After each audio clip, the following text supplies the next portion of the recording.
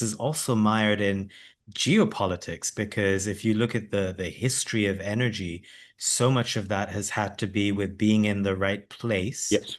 And solar obviously just blows that up because Yep. you could be anywhere and access this stuff. Think about what the geopolitics of our planet would have looked like over the last 100 years if oil had been of relatively trivial value during that period.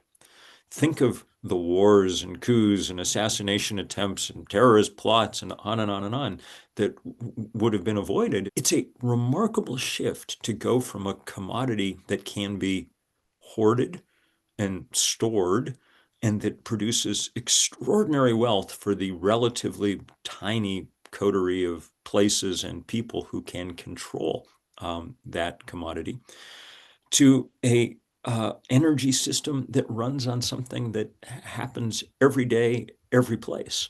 And I think we're starting to see globally people, countries beginning to recognize that. You know, the Trump administration has been centering much of its foreign policy around what it's been calling energy dominance. Mhm. That the future is going to be people buying American oil and liquefied natural gas, and that's going to redound to our advantage. And they seem to have been using, among other things, tariff policy as a kind of coercive tool to get people on board with this agenda. But I think most countries are starting to figure out that they'd much rather spend some money on Chinese solar panels and then depend on no one, then depend on the sun, which heretofore has risen most mornings, across this planet. So I think that the shift here is remarkable and that the impact will be most remarkable in the poorest countries. It's one of the pleasant ironies of the world that solar energy works better when you get towards the equator.